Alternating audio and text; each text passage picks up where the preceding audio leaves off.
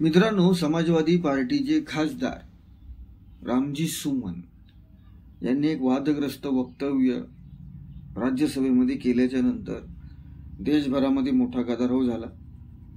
त्यांचं असं म्हणणं होतं की जे राणा सांगा होते, महान राजपूत राजे, यांनी बाबरला इब्राहिम खान लोधी याला हरवण्यासाठी भारतामध्ये आमंत्रित केलं होतं। आता पहिली गोष्ट म्हणजे या रामजी सुमनला किती इतिहास यांनी वाचलाय आहे ना, माहिती नाहीये, पण हे वाचाळ वक्तव्य करून या रामजी सुमननी देशभरामधलं वातावरण गढूळ केलंय। समाजवादी पार्टीच्या नेत्यांनी काय समाजामध्ये तेढ निर्माण करायची काय सुपारी घेतली का काय कळायला मार्ग नाहीये। मित्रांनो, महाराष्ट्रामध्ये अबू आसिम आझमीने याला सुरुवात केली। ध्यानी कोणाच्याही ध्यानीमनी नसताना त्याने औरंगजेबाचं उदात्तीकरण करायला सुरुवात केली। त्यानंतर वातावरण तापलं, नागपूरमध्ये दंगल झाली, हे तुम्हाला सगळ्यांना माहिती। त्यानंतर आता पुन्हा एकदा उत्तर प्रदेशमध्ये रामजी सुमन या राज्यसभेच्या समाजवादी पार्टीच्या खासदारांनी राणा सांगा यांच्या विरोधामध्ये वक्तव्य केलं आणि बाबरला राणा सांगा यांनी बोलवलं होतं इब्राहिम खान लोधी याला हरवण्यासाठी। आता मित्रांनो, एक गोष्ट लक्षात घ्या की मध्यकालीन जर तुम्ही इतिहास बघितला तर मध्यकालीन इतिहासामध्ये राणा सांगा एक वीर योद्धा होऊन गेले। राणा सांगा यांनी 100 लढाया लढल्या, त्यापैकी जवळपास 99 लढाया राणा सांगा यांनी जिंकल्या होत्या। आणि बाबरने स्वतः बाबरनामामध्ये लिहून ठेवलं होतं की भारतातला महानतम राजा म्हणजे राणा सांगा। मित्रांनो, बाबर असं म्हणायचा की मला भारतात आल्याच्या नंतर अफगाणांपेक्षाही खतरनाक फौज जर कोणाची दिसली असेल तर ती राजपूतांची फौज होती, राणा सांगांची फौज होती। मित्रांनो, हे जे रामजी सुमन यांनी कुठल्या पुस्तकातून हे कोट केलंय हे काही कळायला मार्ग नाहीये। आणि पहिली गोष्ट म्हणजे अशी की आपल्या भारताच्या इतिहासावरती एक लेफ्टिस्ट लोकांचा खूप मोठा प्रभाव राहिलाय। या परकीय आक्रांतांचं उदात्तीकरण करण्याचं काम या पुस्तकाच्या माध्यमातून रोमिला थापड, इरफान हबीब यासारख्या लेखकांनी केलंय की ज्यांनी खरा इतिहास जो आहे हा बाजूला ठेवलाय, ही वस्तुस्थिती आहे। त्यानंतर मधल्या काळामध्ये जी आपली शिक्षण पद्धती होती त्या तिथे सुद्धा मुघलांना ग्लोरिफाय करण्याचा, परकीय आक्रांतांना ग्लोरिफाय करण्याचा वारंवार प्रयत्न केलाय आहे ना। आणि तोच लेफ्टिस्ट इतिहास वाचून हे रामजी सुमन सारखी लोक बाबर, औरंगजेब, मुघल यांचं उदात्तीकरण थेट पार्लमेंटमध्ये करतायत। आणि ज्या माणसाने आपल्या मातृभूमीसाठी अविरत लढा दिला असे महान राणा सांगा यांच्या विरोधामध्ये पार्लमेंटमध्ये बोलत आहे। मित्रांनो, हे वक्तव्य केल्याच्या नंतर राजपूत समाज हा आक्रमक झाला।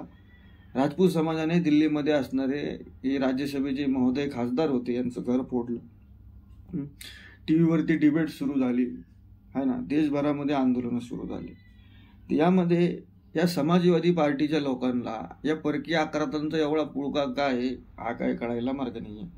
म्हणजे हे यांच्या वोट बँकच्या पॉलिटिक्ससाठी, यांच्या मताच्या ध्रुवीकरणाच्या राजकारणासाठी आणि ठराविक एका समाजाच्या मतदानासाठी जर हे परकीय आक्रांतांना जर ग्लोरिफाय करत असतील, बाबर, घोरी, गजनवी, अब्दाली यांना जर हे लोक बाप म्हणत असतील तर याच्यासारखी मित्रांनो शोकांतिका कुठली नाहीये।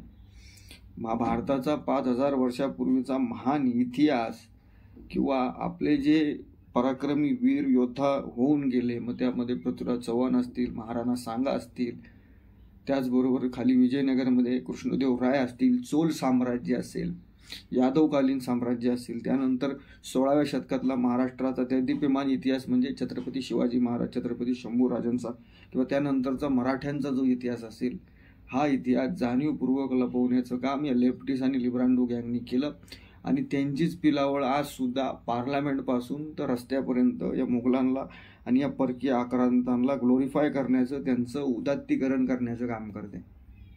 खरी गोष्ट वस्तुस्थिती बघितली तर रामजी सुमन यांना काही गरज नव्हती बाबरचं उदात्तीकरण करण्याचा।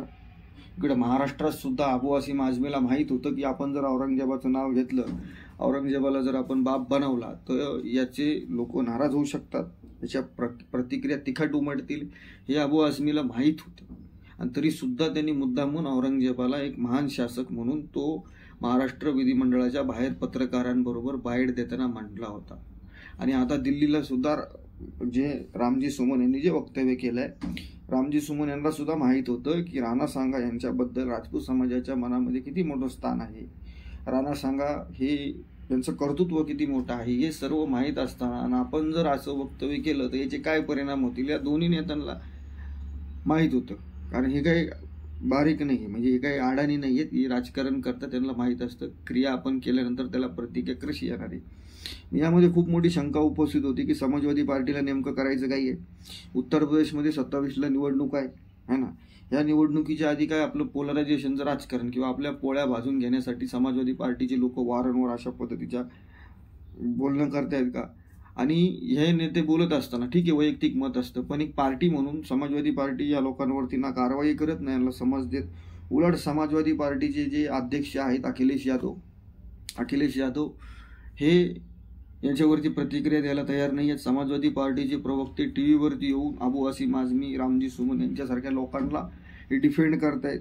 रामजी सुमन यांनी हे वक्तव्य केल्याच्या नंतर दलित कार्ड खेळलं जाते है ना. अबू आझिम यांनी वक्तव्य केल्यानंतर मायनॉरिटी कार्ड महाराष्ट्रामध्ये खेळलं जाते. मी नेमकं ही शाळा काय चाललेली ना हे काय कळायला मार्ग नाही.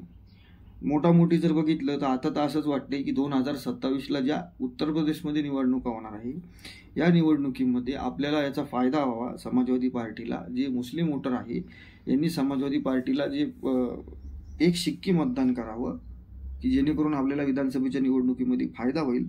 हाच इथून प्रयत्न दिसतोय. नाही